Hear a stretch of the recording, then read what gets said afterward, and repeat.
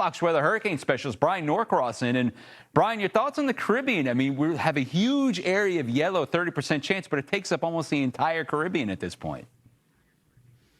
Yeah, so the odds are actually higher than 30%, I think, that it will develop. The thing is, the Hurricane Center only looks out 1 week, and this is going to be around, or at least it could be around, for significantly longer than 1 week, and the development chances increase kind of toward that later time period. If we look ahead like about 10 days, we're going to do that here just to show you what all these possibilities are. So there's where the disturbance is right now, with that 30% chance of developing somewhere in here, but the 10% chance is really in this little area right in here, where it would be in the next couple days coming up on the Caribbean islands. So slight chance and then increasing chances as it gets into the Caribbean. Let's look at this kind of close up here on the visible satellite, which is like a photograph from space, so we can see the details here. And you can see the flow of the air. Look at this. It's a very sharp kink in the wind. It's called a tropical wave. You might hear it referred to that, but it's just one of the categories of a disturbance.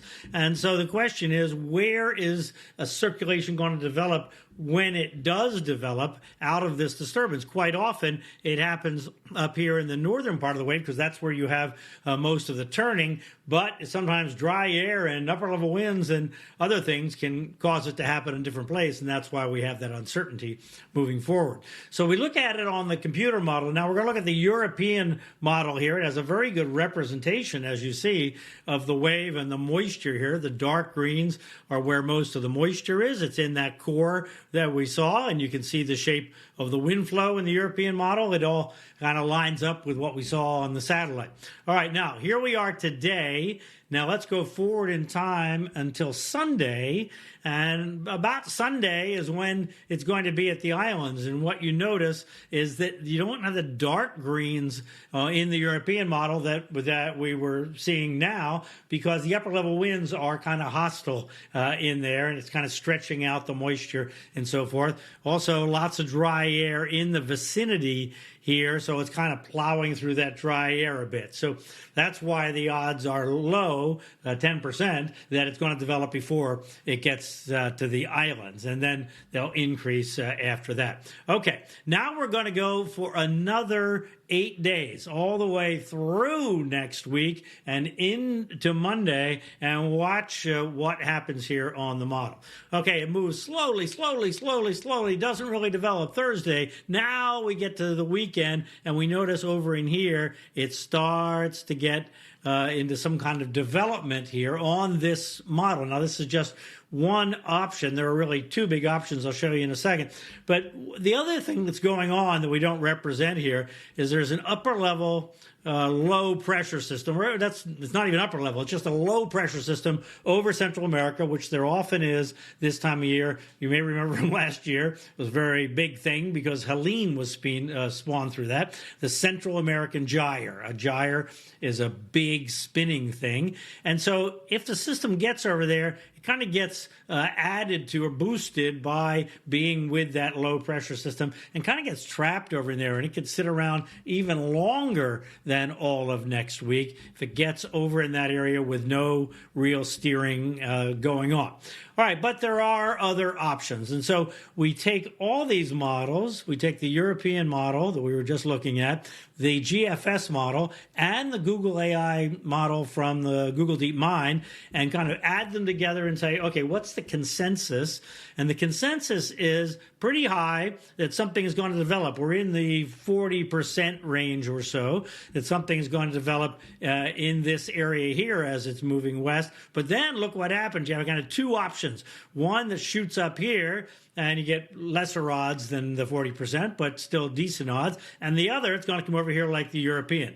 So we have this very definite fork in the road that we don't really know the answer to. When we look at the only model that we can show you with an undeveloped system is the Google DeepMind model. And there you can see that it has these both of these possibilities, kind of coming up here, stalling, and then taking a right. And obviously, Dominican Republic, Puerto Rico, surrounding islands would be concerned about that, because this could be a significant storm. And the other is to sit in this area somewhere and drift around for a while. And the way that you calculate the odds of things happening is you count the lines. So up here we have 1, 2, 3, 4, 5, 6. So if we count them all, 7 or 8 lines, and then you just double that and it tells you the percentage. So 16%. So this, in terms of the Google model, this represents a 16% chance. Now, we also have the GFS in there and the European. Some of them go up that way. But overall, remember, even though we're talking about these two possibilities, the system has to survive to that point before all this development can take place. If it does get in here, then the atmospheric pattern looks conducive for development. But it's only about a 50-50 chance that it's actually going to get into the Caribbean in a survivable state where it can develop. All right, so what's making this like bifurcation in the track? It's up that way or it's over that way. Well, it's these dips in the jet stream that Bob and Marissa have been talking about that are make the stormy weather kind of move across the U.S.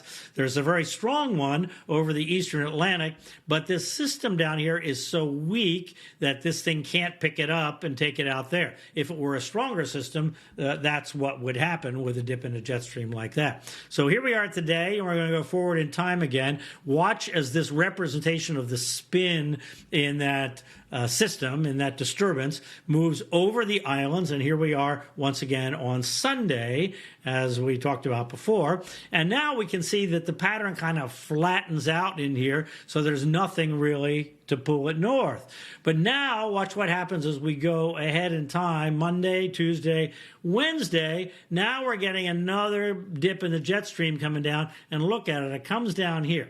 So the issue is, if this gets kind of strong here, this is going to be able to pick it up and take it up here toward these islands, Dominican Republic, Puerto Rico, around in that area. If, however, this stays weak about the time that this dip in the jet stream comes by, then it's going to continue and get over here and kind of drift around because it's not going to have any steering. Because when we go forward in time, I got to erase that. Hold on just a second, I'll erase that. There we go.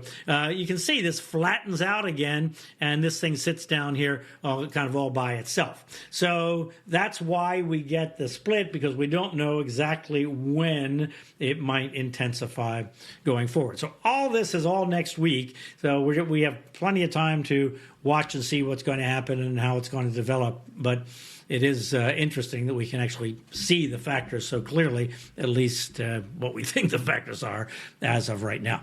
All right, the other banana in the northern Atlantic. So here we are. Here's New Jersey, and here's eastern Canada here. So there you see it spinning around pretty good, but it's very non-tropical. It has this front associated with it here.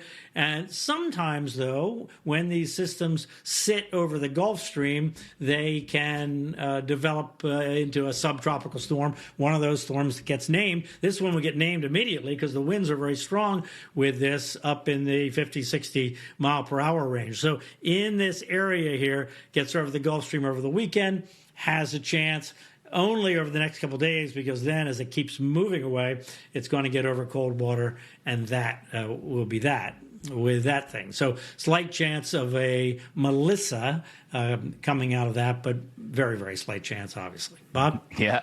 It's right over the finger of the Gulf Stream. It's just right there for a little bit. But Bryan Norcross, Thank you so much. It's great to talk to you, especially this time of year. October, things get a little weird where things are going to dodge to the left, keep on going straight. One question for you. FSU plays out in California. You're going to stay for that one against Stanford at 10:30 on Saturday night? Yeah, I'll be up. You're going to watch it? Yeah, it's on my calendar. I just lost a bet. Well, you know what? I mean, I'm going to record it. Let me put it that way. Okay. I'll watch at least the first part, depending on how it's going. You're a good fan. You're a good fan, because, I mean, we got to. And I'll watch the rest of it on Sunday. Got to right the ship, man. That's 3 in a row. But there you go. Bryan Norcross, I appreciate it. It was great to talk to you.